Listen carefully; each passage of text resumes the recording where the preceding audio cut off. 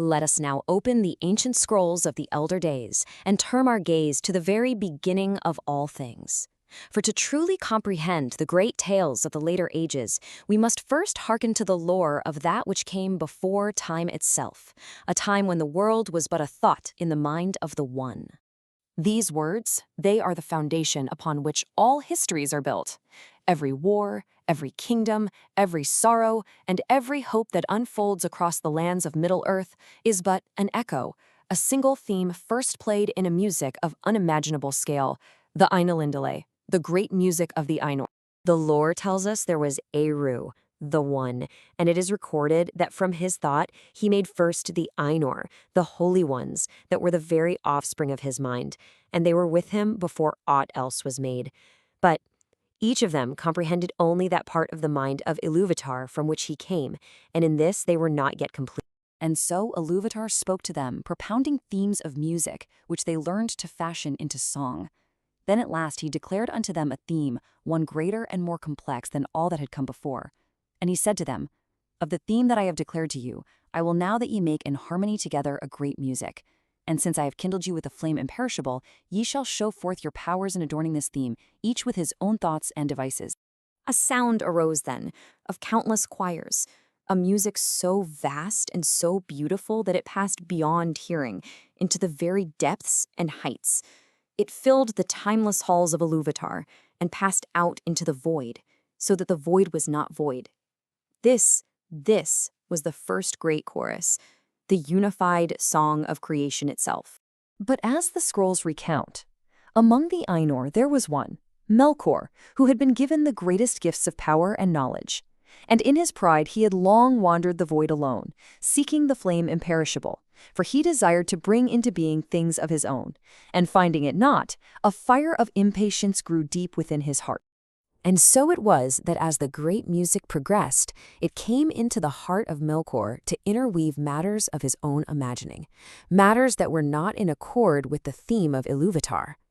His music became loud and vain and endlessly repeated. It contended with the great theme, creating a veritable war of sound where before there had been only sublime harmony. Yet Iluvatar did not silence the discord. He arose, and it is said that he smiled, and he lifted up his left hand, and a new theme began amid the storm. For Iluvatar revealed that Melkor, in his very rebellion, could not escape the source of all things. His pride would only serve as an instrument in the devising of a greater, more complex beauty, which he himself had never imagined. Twice Melkor's uproar contended with the music, and twice Iluvatar raised a new theme to counter it.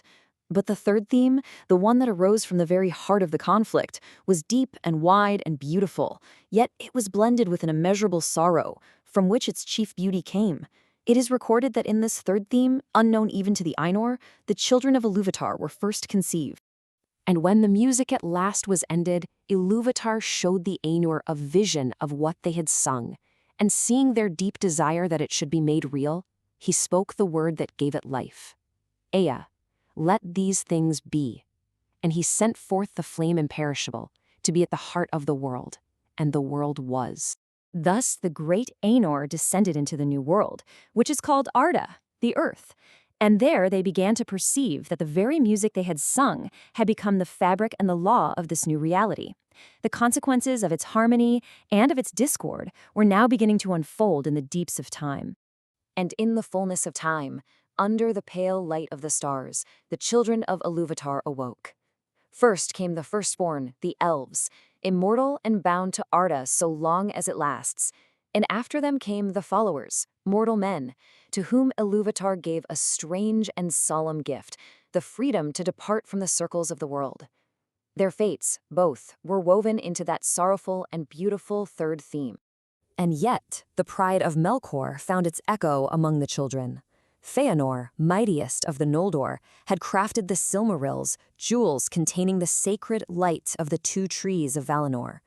When Melkor, who was now named Morgoth, the black foe of the world, stole them, Feanor and his sons swore this terrible oath, a vow of possessiveness and vengeance that mirrored the original discord in the music. The first bitter fruit of that oath was the spilling of kindred blood upon the white shores of the blessed realm itself. In their wrathful haste to pursue Morgoth, the Noldor slew their own kin, the Teleri, for want of their white ships. And for this, the doom of Mandos was spoken against them, and a shadow fell upon the Noldor that would follow them through all the long ages of their war. But the marring of the music did not end with the First Age. Oh no! Its discordant themes of pride and the desire to dominate fate, they continued to resonate, shaping the great and sorrowful histories of the age that was to follow. As we trace this lineage of sorrow through time, we see the echoes plain. The pride of Feanor in the First Age leads directly to ruin in the Nirnaeth Arnoediad, the Battle of Unnumbered Tears. Now, this very same theme of prideful ambition, it finds its echo in the Second Age, first among the elven smiths of Eregion. Their desire to halt time's decay led them to forge the Rings of Power. And this act was then twisted by Sauron, the chief servant of Morgoth, who bound them all with the One Ring. Finally, this same shadow of pride fell upon the greatest kingdom of men, leading to the utter downfall of Númenor. Indeed, the lore masters tell us that the very desire that led to the rings was in itself a subtle marring of the music. It was a refusal to accept the fading of things, a wish to preserve the beauty of Middle-earth as a timeless, changeless paradise. This desire, though born of a deep love for the world, became a vulnerability that the shadow could and did exploit. But even as the long defeat seemed inevitable, the original themes of Ilúvatar endured. The beauty, the sorrow, and the hope of the great music were not silenced. They were heard again, though often not in the councils of the great, but in the hearts of the humble. In these words of Faramir, son of Denethor, we hear a clear echo of the true music. Here is the theme of righteous defense, a love not of power or of glory, but of the life and beauty that power must serve. A stark contrast to the pride of Melkor and the dreadful oath of Feanor. And in the wisdom of Mithrandir the Grey Pilgrim, we hear the deep notes of the third theme itself. This is pity, a mercy born from an understanding of immense sorrow, a wisdom that acknowledges the limits of judgment in a world so marred by discord, yet held within a greater design. For we must remember that Gandalf, who was called Aloran in the West, was one of the Maiar, spirits of the same order as the Great Valar but of lesser degree. He was an Ainu, who had been with Ilúvatar before the beginning. So when he stood upon the bridge of Khazad-dûm and named himself a servant of the secret fire, he was invoking the flame imperishable itself, the creative power of Eru that Melkor could never find nor ever master. He was setting the original music against its ancient discord. And yet, perhaps the most profound truth was perceived not by a wizard or a king, but by a simple hobbit of the Shire. In the very heart of the enemy's land, Samwise Gamgee understood that Melkor's discord, for all its terror, was finite. The shadow is a marring upon the music, but it is not the music itself. The beauty of the original theme is eternal, and the shadow cannot touch its source. And so we are left with Sam's question.